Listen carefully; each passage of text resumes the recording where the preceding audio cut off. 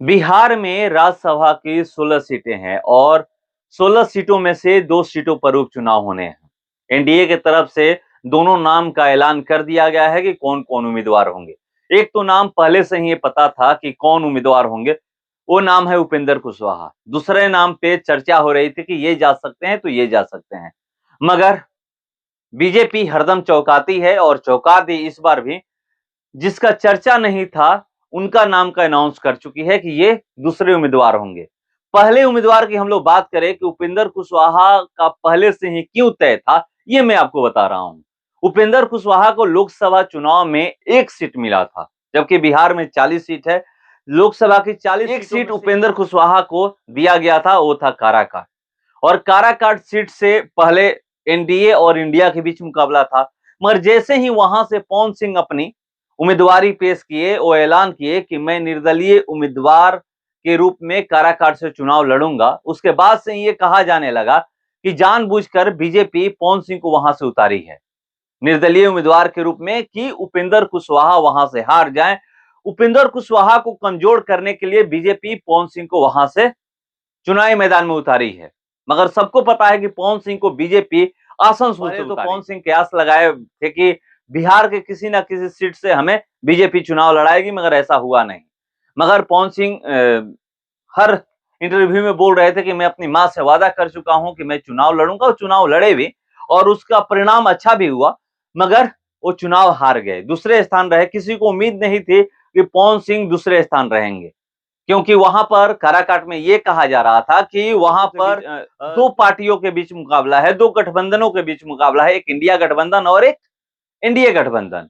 India गठबंधन से भाकपा माले के उम्मीदवार थे राजा राम सिंह कुशवाहा, जो जीत करके सांसद बन करके दिल्ली पहुंच चुके हैं, और एनडीए से उम्मीदवार थे उपेंद्र कुशवाहा। उस समय जितनी भी विपक्ष की पार्टियां हैं, इंडिया गठबंधन के जो भी लोग हैं, वो कह रहे थे कि जानबूझकर बीजेपी कमजोर करने के लिए, कुशवाहा को कमजोर करने के लिए वहां से पवन सिंह को उम्मीदवार बनाई है। मगर बीजेपी पवन सिंह को जब अपने पार्टी से निष्कासित कर दी, उस समय यह कहा जाने लगा कि पवन सिंह अपने मन से वहां चुनाव लड़ने गए हैं। उसके बाद से यह कहा जाने लगा कि बीजेपी उपेंद्र कुशवाहा को राज्यसभा से सांसद बना करके दिल्ली पहुंचाएगी, और ऐसा हुआ भी। नाम का ऐलान कर दिया गया है। अभी विपक्ष की तरफ से नाम का ऐलान नहीं किया गया है कि कौन उम्मीदवार होगा, मगर एनडीए की तरफ से नाम का ऐलान कर दिया गया है।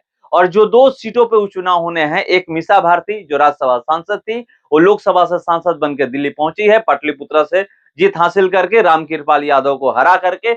और दूसरा नाम है विवेक ठाकुर, जिनको टिकट दिया गया बीजेपी की तरफ से नवादा से, और लोकसभा चुनाव जीत करके सांसद बन करके दिल्ली पहुंचे। दोनों सीट खाली हो गया। और जो ऐलान किया गया है नाम का, वो नाम है मनन मिश्रा।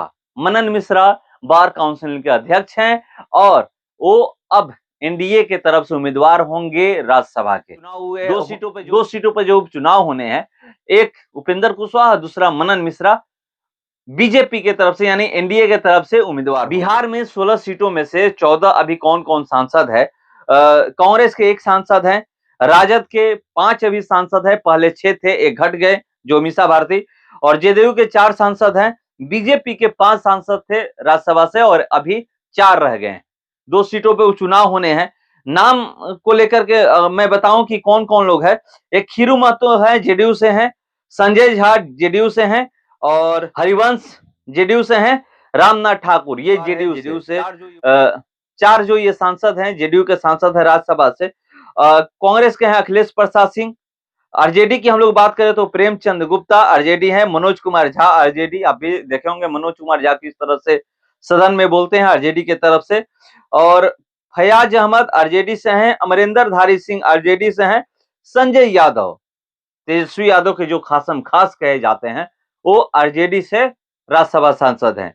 बीजेपी की हम लोग बात करें तो भीम सिंह है बीजेपी से, धर्मशिला गुप्ता बीजेपी से, और बीजेपी से सतीश चंद्र दुबे जो मंत्री भी बनाए गए हैं, और शंभू शरण पटेल बीजेपी से।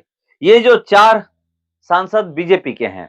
तो ये पहले से जो कयास लगाए जा रहे थे ये कि दूसरा जो नाम है आरके सिंह का होगा, वो आरके सिंह अब नहीं जा रहे हैं। दूसरा जो नाम की चर्चा हो रही थी कि आरके सिंह उम्मीदवार हो सकते हैं, मगर आरके सिंह को बीजेपी टिकट नहीं दी। आरके सिंह अब राज्यसभा से सांसद बन के नहीं जाएंगे। अब आप देख रहे होंगे किस तरह से आर.के. सिंह लगातार हारने के बावजूद आरा लोकसभा क्षेत्र में आते रहे हैं, लोगों से मिलते रहे हैं, पहले से कहीं ज्यादा। उसी समय से ये कयास लगाए जा रहे थे कि उनको टिकट दिया जा सकता है, उनको उम्मीदवार बनाया जा सकता है, उनको उम्मीदवार बनाकर भेजा जा सकता है। क्योंकि अभी आप देख रहे होंगे किस तरह से भोजपुर जिले में जिस तरह से लाइट में कटौती हो रही है, जिस तरह से बिजली में कटौती हो रही है, जहां पर बिजली 20 घंटा गाँव में और शहरों में 22 से 24 घंटा रह रही थी, वहां पर गाँव में अब बिजली 14 घंटा, 15 घंटा, 13 घंटा ऐसे रह रही है। अब देखिएगा तो पता चल जाएगा, गाँव में जाकर आप बात करिए तो पता चल जाएगा। लोग यही उम्मीद कर रहे थे कि उनको राज्यसभा से टिकट मिल सकता है और बीजेपी उनको राज्यसभा से सांसद बनाकर दिल्ली भेज सकती है। उसके बाद उनको मंत्री भी बना देगी, शायद उसके बाद ऊर्जा मंत्रालय उनको दिया जा सकता है, ये कहा जा रहा था, मगर ऐसा कुछ हुआ नहीं।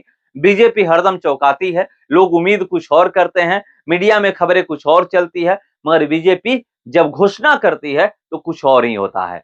तो यहाँ पर आर.के. सिंह का पत्ता कट गया है, आर.के. सिंह को टिकट नहीं मिला है। आर.के. सिंह के प्रशंसक ये उम्मीद कर रहे थे कि उनको टिकट मिलेगा और राज्यसभा से सांसद बनेंगे, मगर ऐसा हुआ नहीं। 2 नाम का ऐलान हो चुका है एनडीए की तरफ से, एक उपेंद्र कुशवाहा के बारे में पहले ही पता चल गया था। उस समय जिस दिन शिवहान सिंह कुशवाहा एमएलसी का नामांकन करने गए थे, उसी दिन उस समय के वर्तमान बिहार के प्रदेश अध्यक्ष सम्राट चौधरी उसी दिन ऐलान किए कि उपेंद्र कुशवाहा राज्यसभा से दिल्ली जाएंगे। दूसरा नाम उस दिन नहीं बताए थे, मगर दूसरा नाम का पता चल गया है कि कौन होंगे, और वही मैंने आपको बताया। देखते हैं कि विपक्ष की तरफ से कौन उम्मीदवार होता है। जो भी अपडेट होगा मैं आप लोगों के सामने लेकर हाजिर होऊंगा। फिलहाल इस समय इतना ही। बने रहिए हमारे साथ। नमस्कार।